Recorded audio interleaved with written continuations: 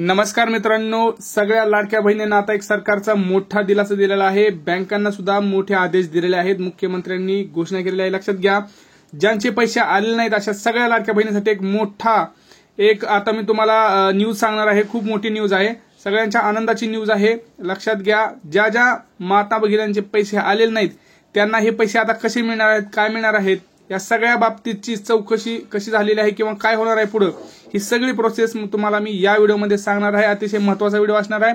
Video हा शेवटपर्यंत बघावा, कारण व्हिडिओ हा त्यांच्यासाठीच इम्पॉर्टंट असणार आहे ज्यांच्या अकाउंटमध्ये पैसे आलेले नाहीत। ज्यांच्या अकाउंटमध्ये पैसे आले त्यांनी हा व्हिडिओ नाही पाहिला तरी चालतंय। आता बँकेंनाही आदेश दिलेले आहेत। लक्षात घ्या, मुख्यमंत्र्यांनी केलेली घोषणा आहे। तुम्हाला सगळ्यांना माहिती आहे मित्रांनो, लाडकी बहीण योजना सुरू झालेली आणि तेव्हापासून सुद्धा आपल्याला ज्यावेळेस 25 ऑगस्टला आपण फॉर्म सगळे अप्रूव्ह झाले, 29, 30, 31 ऑगस्टला जेव्हा पैसे आले होते तेव्हा सुद्धा बँकेने खूप सारे आपल्या माता भगिनींचे पैसे कापले होते, तुम्हाला सगळ्यांना माहिती आहे।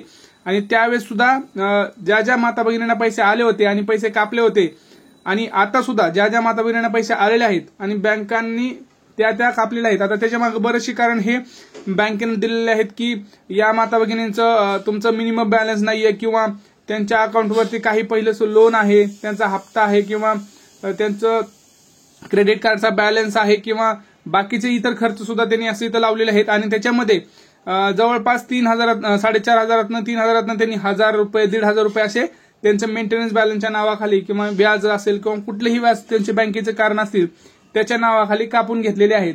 परंतु आता हे कुठेही खपवून घेतलं जाणार नाहीये। लक्षात घ्या, ज्या महिलांचे पैसे कुठल्याही बँकेनं कापू द्या, त्या बँकेवरती आता शासन स्वतः कारवाई करणार आहे। कुठलेही बँक असू द्या, मग तिथं कुणीही आता बँकेतले कुठलेही लोक तुमचे पैसे कापू घेऊ शकत नाहीत। लाडक्या बहीण योजनेचे पैसे एक जणही कुणीही बँकेवाला तुमचा पैसे कापून घेऊ शकत नाही। सरकारने आता सरळ सांगितलंय, जी बँक लाडकी बहीण योजनेचे पैसे कापून घेतील अशा बँकेवर डायरेक्ट आता कारवाई केली जाणार आहे, बँकेवरतीच कारवाई केली जाणार आहे।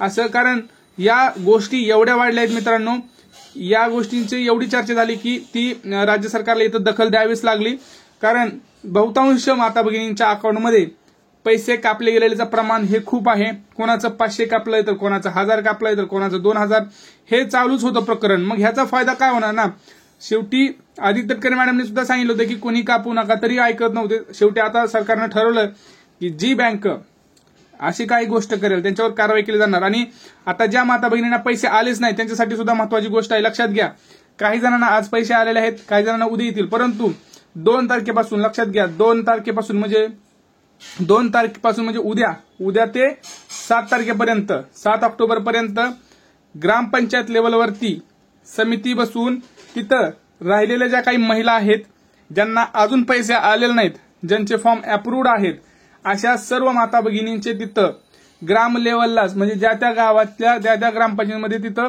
सगळं शासकीय सरकारी नेमणूक करून त्यांची चौकशी केली जाणार आहे। यांचा फॉर्म अप्रूव्ड आहे तरी पैसे का आलेले नाहीयेत, आधार सेडिंग असू द्या, डीबीटी असू द्या, या सगळ्या गोष्टींची तिथं निवारण केली जाणार आहे। 2 ते 7 या ह्याच्यामध्ये इथं त्यांनी शिबिर राबवलेलं आहे। 2 ते 7 तारखेच्या दरम्यान प्रत्येक ग्रामपंचायत लेवलवरती हे शिबिर जाऊन ज्या काही माता भगिनींचे प्रश्न असतील, तुमची जी लाडकी बहीण योजना आहे, कुठलाही तुमचा प्रश्न असू द्या, तुमचा फॉर्म अप्रूव्ड असू द्या, तुमचा फॉर्म पेंडिंग असू द्या, किंवा तुमच्या खात्यात पैसे आलेले नसू द्या, पैसे आलेले आहेत तरी ते बँकेने कापलेले असू द्या, या सगळ्या गोष्टींसाठी शिबिर आयोजन केलेलं आहे 2 ते 7 मध्ये।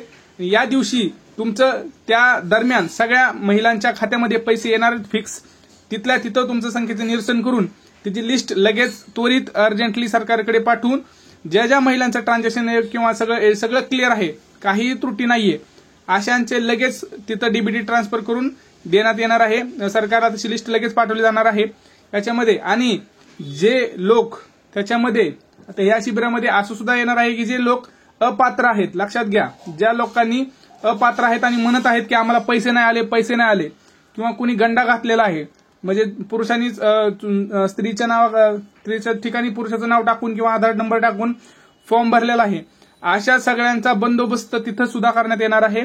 त्यांना कडक कारवाई करण्यात येणार आहे। जे कोणी याच्यामध्ये अशी चुकीची गोष्ट करून पैसे जर लंपत असेल तर याची सुद्धा दखल राज्य सरकार घेणार आहे, असं स्वतः तिथं सगळं सांगितलं गेलेलं आहे। त्यामुळं 2 ते 7 तारखेपर्यंत सगळ्यांनी वाट बघावी. सगळ्यांची जवळपास याच्यामध्ये मोठा सरकारने दिलाच आहे की कुणीही टेन्शन घेऊ नका. आणि तुम्हाला तर माहितीच आहे मित्रांनो की आपले देशाचे पंतप्रधान देशाचे ते मुख्यमंत्र्यांसोबत त्यांचे असणार आहेत. आपल्या राज्याच्या मुख्यमंत्र्यांसोबत पंतप्रधान स्वतः 5 ऑक्टोबर पासून महाराष्ट्राच्या दौऱ्यावर असणार आहेत. त्यामुळं इथं कामं ही पटापट केली जाणार आहेत. ज्यांचे पैसे राहिले त्यांचे येणार आहेत. आता लक्षात घ्या, कुणीही टेन्शन घेऊ नका. सगळ्यांचा बंदोबस्त होणार आहे. बँकेचा होणार आहे. ज्यांचे पैसे नाही आले त्यांचे होणार आहे, किंवा ज्यांचे अपात्र असताना लबडलेले पैसे त्यांचे सुद्धा होणार आहे. आता याच्यामध्ये काही तुम्हाला प्रश्न असतील तर तुम्ही कमेंट सेक्शन मध्ये नक्की कळवू शकता. भेटूया पुढच्या व्हिडिओमध्ये. तोपर्यंत जय महाराष्ट्र.